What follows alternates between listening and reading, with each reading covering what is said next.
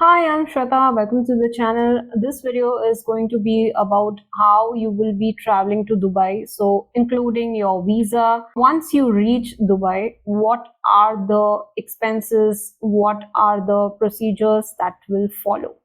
So, let's begin. Now, first thing obviously you require is your visa. Now, what is the visa application process? For the visa application process, there's an online process or it's through agent. So we have done through agent. I have also placed the agent details in my description. There will be a link. I won't be placing it directly. So there will be a link. It will direct you to the contact details. Now you require the passport and you require soft copy of the photo. So you will have to send them a soft copy that they can upload it to their website. The photo size should be at least a good quality. Now these are the two things you require. That's it. And obviously money to travel and to pay for your visa. If your application is for tourist visa, this is the process. But if you are a government employee or bank employee or somebody who is restricted from the visa process of a normal tourist visa, then this application might go through the embassy. So the embassy of Dubai should approve your visa application, then only you are given the approval for visa.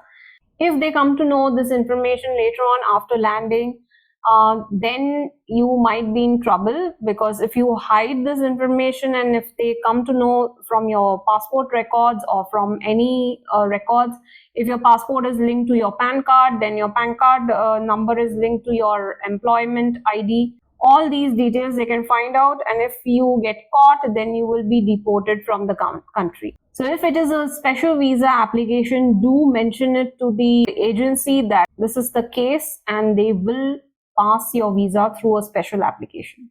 So the second thing is your flight. Now, after booking the flight, it's very much advised that you take a printout of your flight details, because it might happen that even during your SIM card approval, they will check whether you have a flight ticket, a return flight ticket or not. So if you have a mobile app where you can show them that yes, you do have the flight ticket, or you simply take a printout, that will be better, because you keep a visa copy and the flight details copy. So there should be two copies, one in your handbag and one in your check-in luggage. And if possible, do keep a PAN card copy also with all your name details, or some Aadhaar card copy along with both these copies. Now about the flight. So when you are boarding the flight, what are the conditions and what things are applicable here?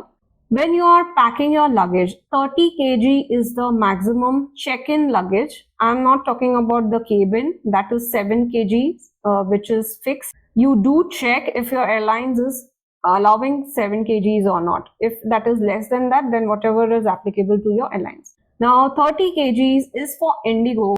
While going and while returning, Indigo had 30 kgs, but do not use all the 30 kgs at one shot, because if you are going to Dubai, while going to Dubai, you have to carry less luggage so that you can shop from there and you can get things from there.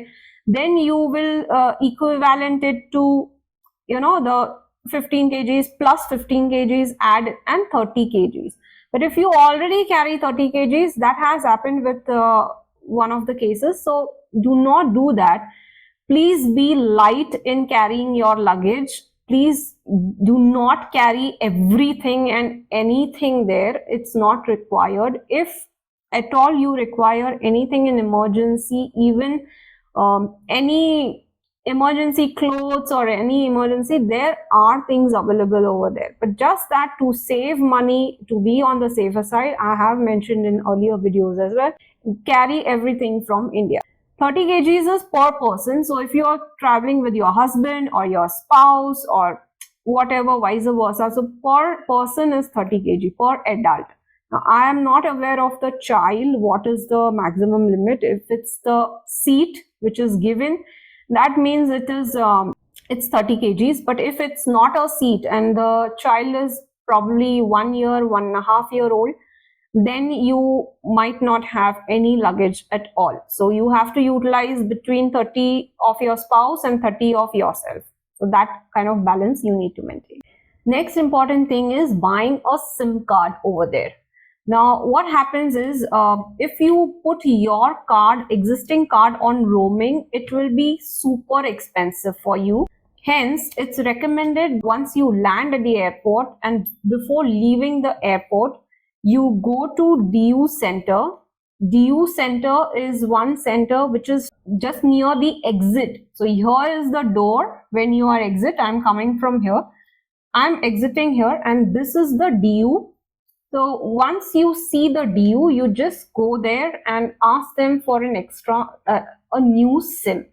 So for new SIM, you will require your passport and your visa copy.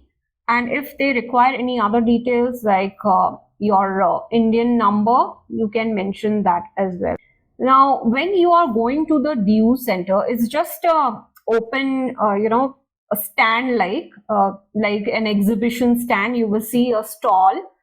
So DU officers will be sitting there. You can go and ask the officer first that give me a new SIM. First, he will provide you a token number, which is your queue number. So we are not in India, just like standing in the queue or coming from anywhere. They have a proper arrangement, a sequence. So when you go there, you get the token number. The token number, you stand with the token number in the waiting queue. The token number blinks on their screen, and once your token number blinks there, you go there to the counter number. They will provide the counter number as well. So you go to the counter number, that person will be sitting there, you provide your documents, and then they will provide you the SIM card. Once you get this in your hand, they will ask you to call a certain number to activate this SIM. Immediately within 24 hours, you have to activate. So I will recommend when you are standing there itself, you activate it. You do not go to the hotel and then you come back and then you get this. So while standing there, you tell them, you call the number, whatever given there. And if you have any issues there, clear there itself with the office.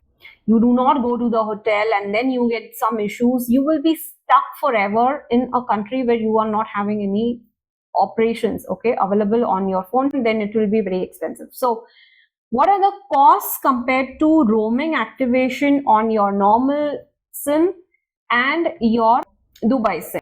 So Dubai SIM will cost you 99 AED for full month. You choose that pack, 99 AED, 99 dirhams, full month. 99 dirhams is going to be under 2,500 rupees in Indian currency. But if you activate roaming, that is from India, it will cost you 3,500 to 4,500, somewhere around that cost, depending on Airtel, Vodafone or whatever provider you are using. So it's very, very cheap and very much feasible if you are having their own SIM card. And it's better to have their own SIM card, because then everywhere you will require SIM card, the number.